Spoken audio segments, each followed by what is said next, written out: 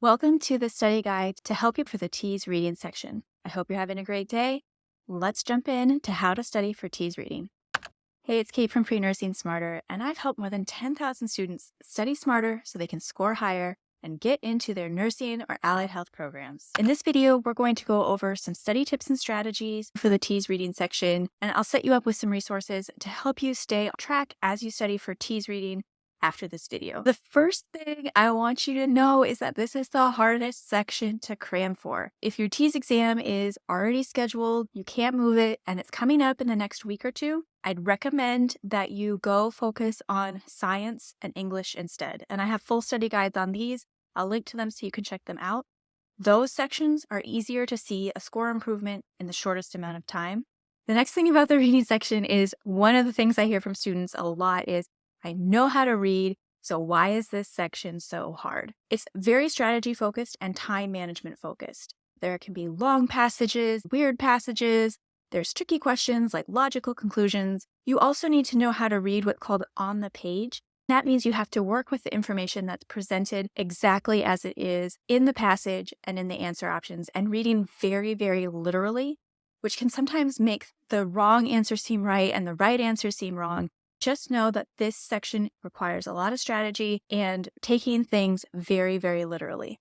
What is actually on the TEAS reading section? Let's talk about the actual structure of the test and give you an overview of the types of questions you'll see. This is for the current version of the test. I have a whole blog post on the TEAS reading section so you can check for any updates. The TEAS reading section has 45 total questions and you'll have 55 minutes to answer all of them. So it can go really quick, especially when you have long passages to work through. You'll have 15 questions on what's called key ideas and details, 9 questions on craft and structure, and 15 questions on integration and knowledge application. More than any other subject on the TEAS, these ideas build. So what you learn in key ideas and details will help you with craft and structure, and then that will also build to integration. That's another part that makes this reading section so complicated. There is a lot of skill building, and it really does start with those key ideas and details. You have to have that solid foundation. Again, you'll have 15 questions on these topics. This is often about word usage, clarity, and the big picture. Key ideas and details would be finding the main idea of an entire passage, discussing the organization of a passage, summarizing the passage, and following the instruction or going through a sequence. And for key ideas and detail questions, you might have a piece of text or you might have an image to work with. So they might say, based on these directions, what is the next step? This is about looking at a source of information and identifying what the information is trying to tell you. And this is one of the easier aspects of the TEAS reading section. For craft and structure, a lot of this is looking at how the author decided to put the passage together and how well the author put that passage together.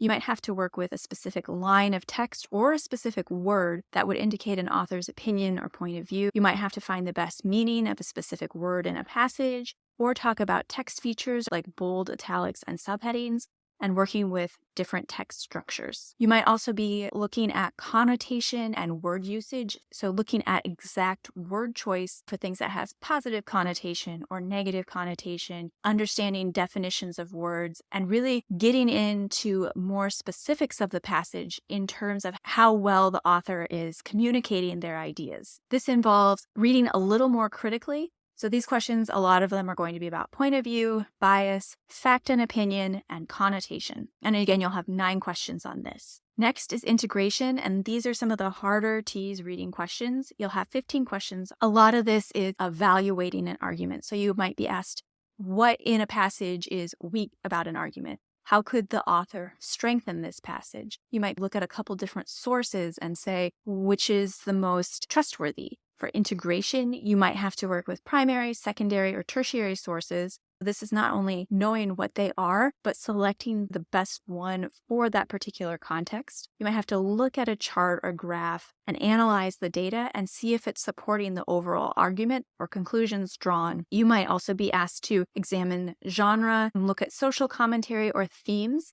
And these types of passages might be a short story or working with something out of historical context. So when you're studying for TEAS reading, I recommend that you first start with understanding the question types, because this will help you build your time management strategy. For example, if you're asked about a topic sentence of a TEAS passage, that involves a particular strategy, if you're asked about an author's opinion or a bias, that also involves a specific strategy for how to answer those questions and manage time. In my TEAS Prep program, we do a deep dive into all the strategies that you'll need to know. And we'll talk about some of that in this video here too.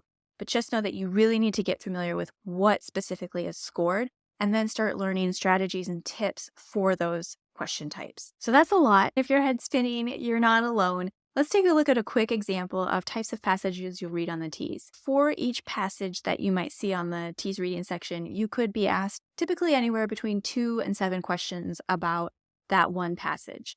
And you might have some questions that are focusing on key ideas and details, some that focus on craft and structure, and some questions that focus on integration. So one particular passage could cover several TEAS topics all at once. There are 2 broad types of passages you'll have on the TEAS reading section. The first is informational texts. These can be step-by-step instructions, recipes or ingredient lists, graphs and charts, timelines, and maps. And a lot of these are more about key ideas and details and really looking at what are the directions, what is the information, and can you follow the steps? Can you read the map? Can you figure out what the chart or graph is actually telling you? Whenever you see some of these informational texts, be sure to check the title, read all the steps, make sure the steps are in order, and look for ways that they might be kind of trying to trick you here. Then you have more paragraph type of passages. These are often academic style essays that you might have had to write in your college English class. These can be short stories. For these types of passages, they're usually a little longer to read. The information is often presented in a similar layout. Ideally, there'll be a topic sentence within the first paragraph that will match a summary that's towards the end of the passage. There'll be examples. And for these types of questions, you might need to summarize a longer passage. So make sure you have the key ideas. You might be asked to analyze the craft of the passage. So did the author choose appropriate words? Could they remove some bias? And then you might be asked to find theme, give ways to strengthen the argument, and think more critically about the type of passage that you're reading. The next step is terms and definitions. This is great for quick and easy review and skill building. On my website, I have tons of flashcards and terms already done for you that you can download.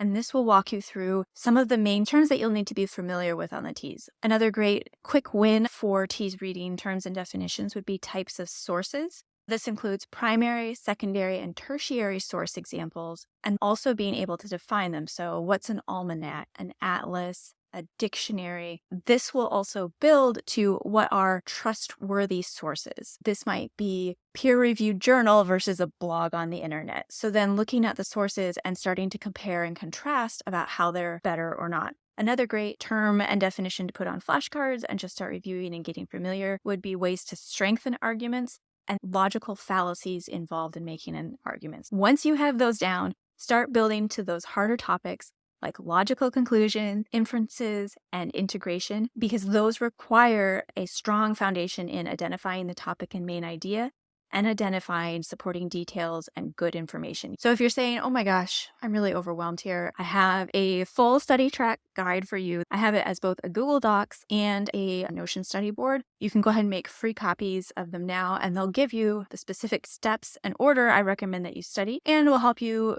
keep track of how you're going. So what you started, what's in progress, what you're reviewing, and where you actually feel confident already. How long should you study for TEAS reading?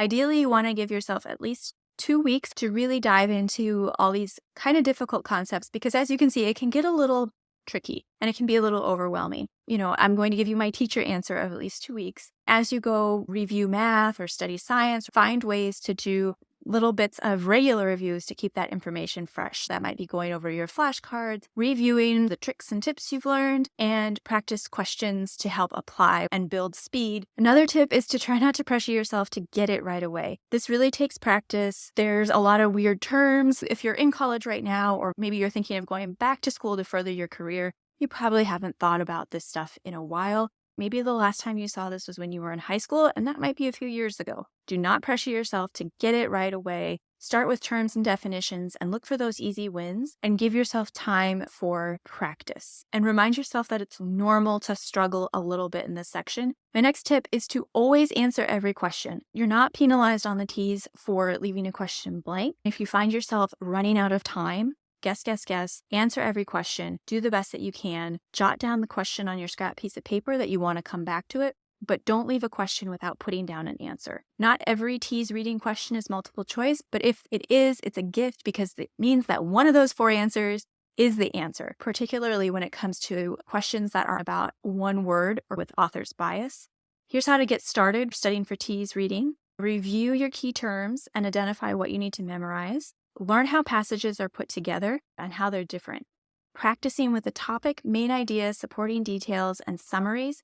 This is the foundational TEAS reading skill, and you have to have this down before you move on to other topics. And then build your strategy to harder question types. Go ahead and grab a copy of my study tracker so that you can see a quick outline of what to study and get some links to resources to help you dive into these topics so that you can feel confident before test day. I know TEAS reading can freak out a lot of people, and we're here to support each other. What would you share? What advice would you give? What tips do you have that could help out a fellow student? I'll be doing some reading practice questions soon, so hit that subscribe button so you don't miss out, so you can see these topics in action, and we'll go into what we talked about in a little more detail with the practice questions. I hope this helps you, and keep up the great work with your TEAS prep. Happy studying.